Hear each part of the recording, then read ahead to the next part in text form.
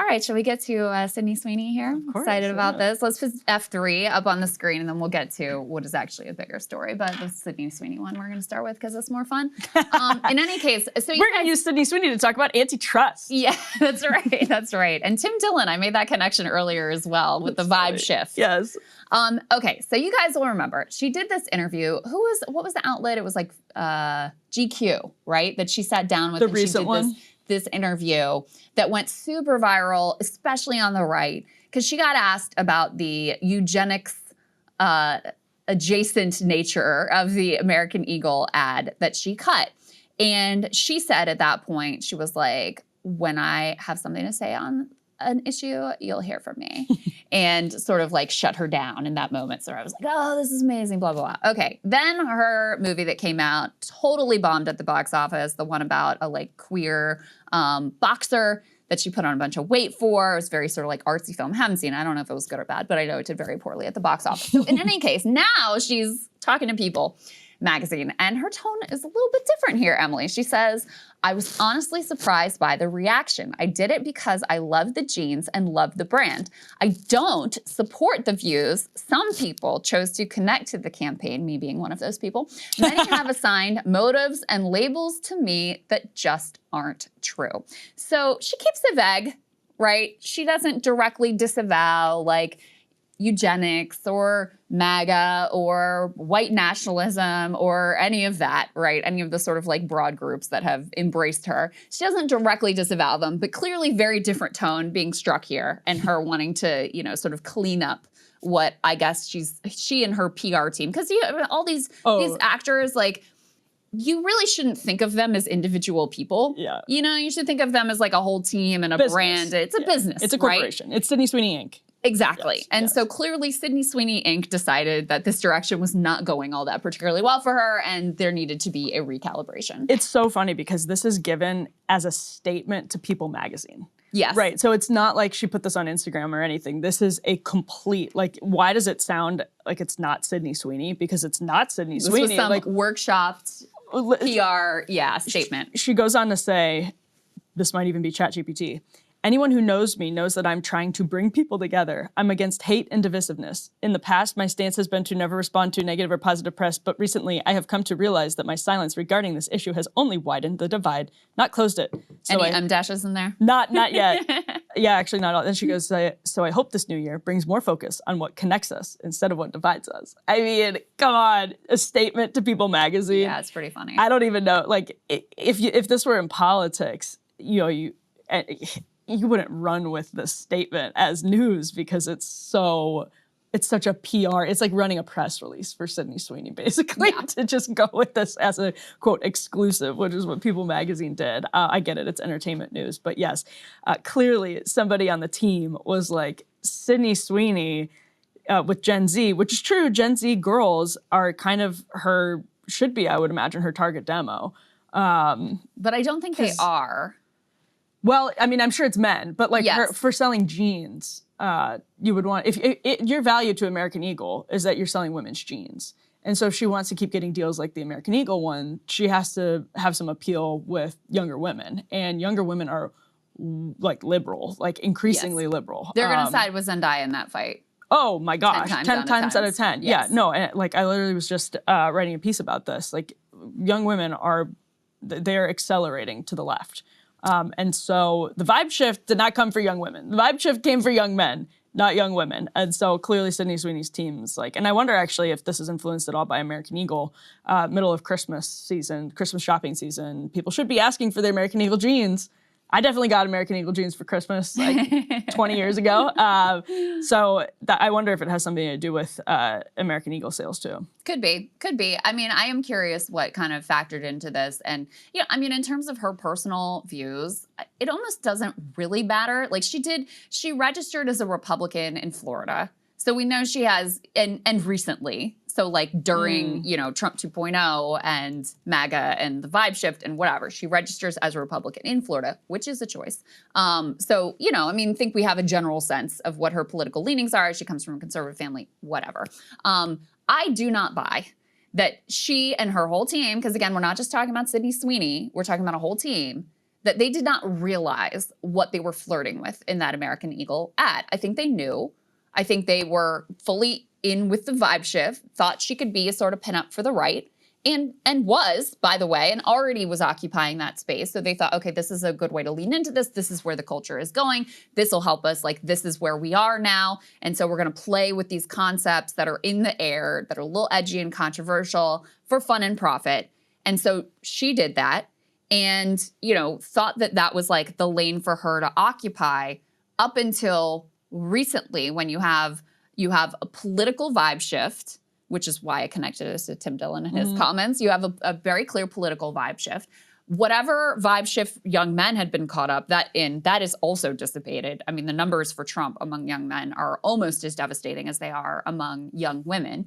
Although on cultural issues, young men are still like attracted to certain things that young women aren't. Like certain cultural questions. They're still more liberal than every other generation. They absolutely are. Yeah. Just meaning that there's a gulf culturally between young men and young women. Like young men have different opinions on like trans, immigration. Like they tend to still be polarized from women on those. Maybe the case. But in terms of affirmative support for MAGA, that's totally like different. Dead and gone, yeah, right? Absolutely. And if you're doing an American Eagle brand, I mean, she really created a brand that wasn't really pitching herself to young women. It really was leaning hard into the male gaze. The problem with that is, number one, there's no loyalty there, right? The minute you put on some weight and do an artsy film, they're like, I'm not going to see that. Like, what are you doing? Like, that's not what I'm here for, right? You're an athlete? Yeah, like, the minute you hit a certain age, it's over for you, or show any sign of aging, like it's over. You know, if that's what you're catering towards, there's not going to be any loyalty or longevity there. And if you're trying, American Eagle carries, jeans for men and women, or, young people of any gender.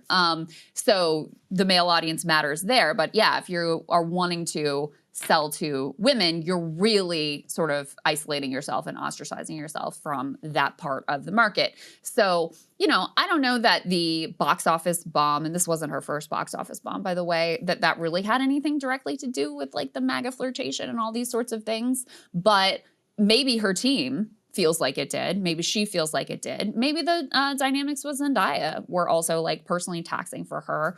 I don't know. But to me, it's sort of emblematic of a movement in the culture that we see in other, in other spaces as well. Yeah, I mean, and this gets into our next story because, Hollywood is still not like an easy place to be like, seen as, quote, pro-Trump. And I bet people were uncomfortable working for Sydney Sweeney with this new reputation that she was getting as someone who's like hardcore MAGA and is like a almost a mascot for MAGA. Mm-hmm. So I'm sure some of that was uncomfortable. But just to get into the antitrust component, we can put F2 on the screen.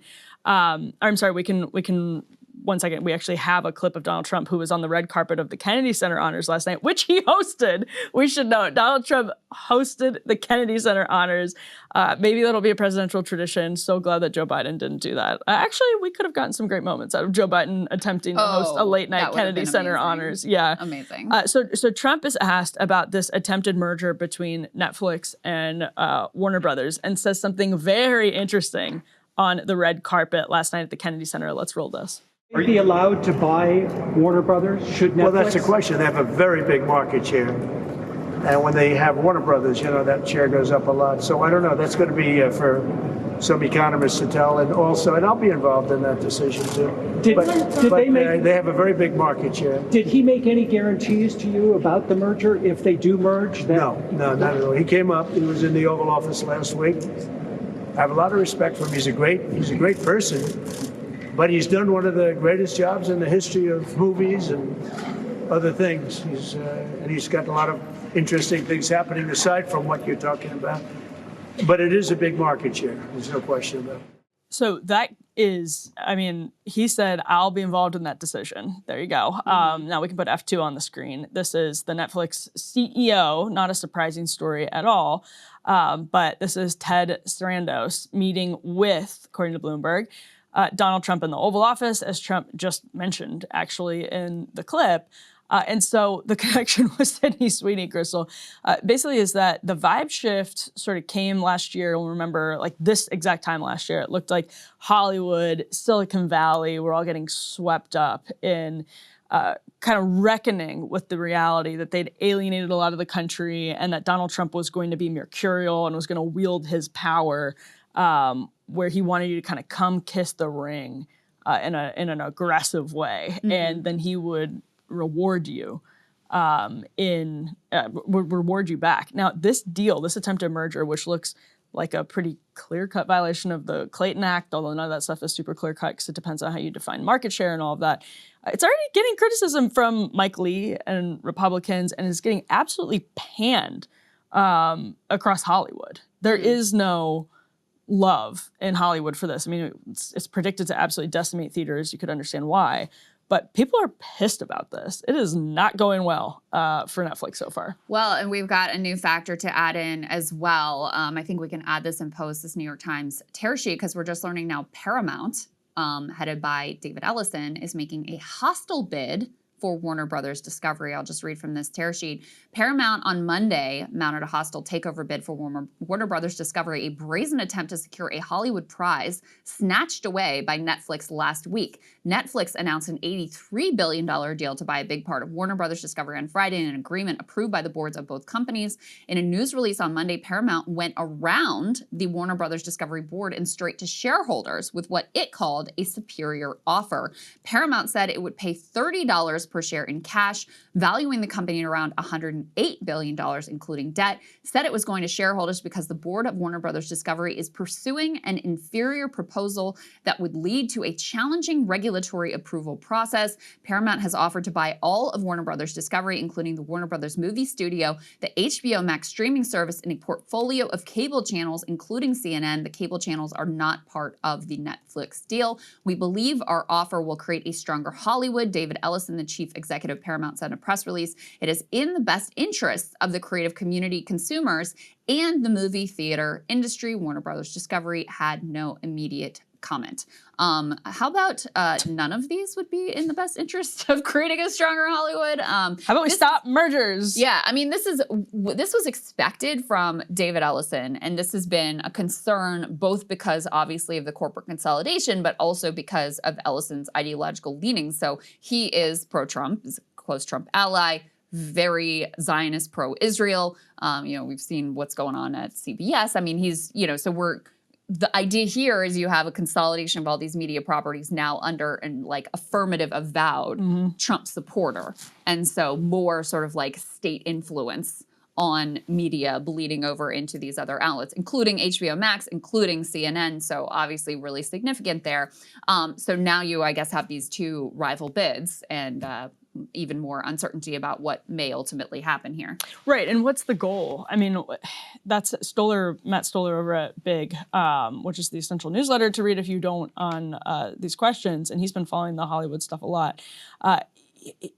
Absolutely open question as to what the goal of Netflix is with this merger. You basically freeze the assets of the competitor that you're trying to merge with in a case like this.